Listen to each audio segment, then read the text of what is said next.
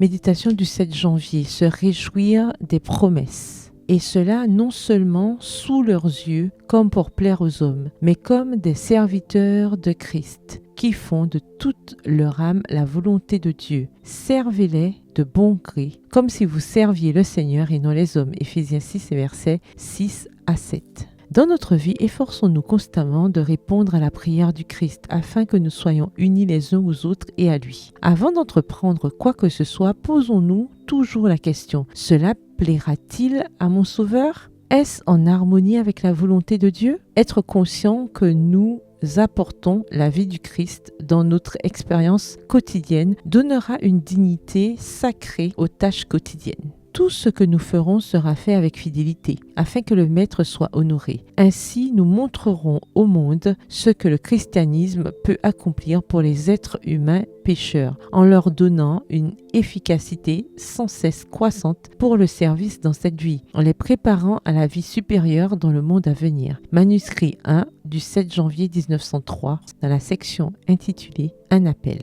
Je loue le Seigneur. Ce matin, j'ai dormi jusqu'à 4 heures. Je n'ai pas eu mon insomnie habituelle pendant la nuit. C'est pour moi une grande bénédiction dont je suis reconnaissante. J'ai porté un lourd fardeau en considérant la condition spirituelle du peuple de Dieu qui se situe bien en dessous de son privilège. Je reste éveillé, suppliant mon Sauveur céleste de venir à notre secours et de susciter des messagers qui porteront un message résolument pertinent. Ta parole est la vérité. Jean 17, le verset 17. J'aspire à la force physique et à la puissance afin que, de l'abondance du cœur, mû par le Saint-Esprit, la bouche puisse parler. Souvent, dans la vision de la nuit, je parle à de nombreux groupes et, dans des appels forts, j'exhorte à plusieurs reprises les groupes devant moi. Si donc vous êtes ressuscité avec le Christ, cherchez les choses d'en haut, où le Christ est assis à la droite de Dieu. Pensez à ce qui est en haut et non à ce qui est sur la terre, car vous êtes morts et votre vie est cachée avec le Christ en Dieu. Quand le Christ, votre vie, paraîtra,